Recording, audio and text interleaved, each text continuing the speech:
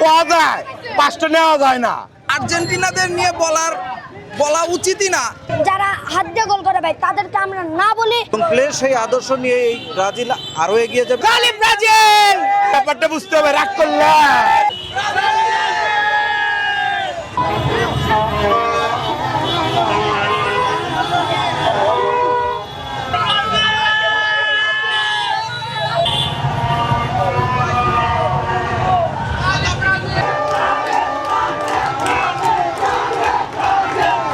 সবাই বলে যে তোমার দাদার বলে মেলা, আমার দাদারও আছে, আমার বাপেরও আছে, আমারও আছে 5টো।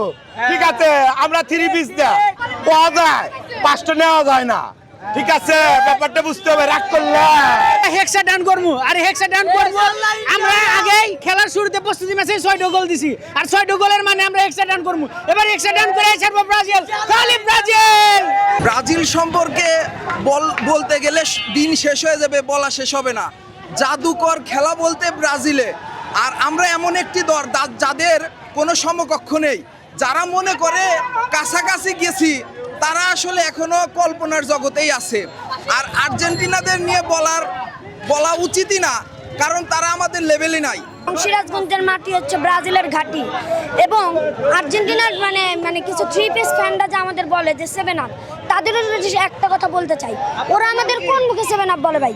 1985 সালে ওরা বলিভিয়ার মতো টিমের হাতে 11টা গোল খেয়েছে, আর ওরা আমাদের আবার বলে ভাই 7 আপ।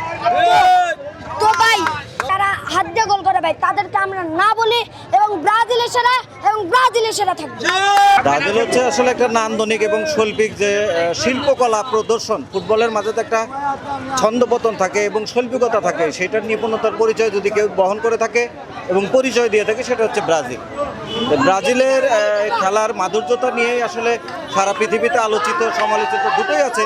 তো আমরা আশা করি যে ব্রাজিলের খেলাকে কেন্দ্র করে সারা পৃথিবীতে ফুটবল ছড়িয়ে গেছে, এবং এই ফুটবলের মধ্য দিয়ে বেঁচে আছেন প্লে, এবং প্লের সেই আদর্শ নিয়ে এই ব্রাজিল আরও এগিয়ে যাবে এবং 5 বারের বিশ্ব চ্যাম্পিয়ন, আগামীতে 6 বারের স্টারটা যোগ করবে। আমরা এটাই প্রত্যাশা করি ব্রাজিল সমর্থকরা।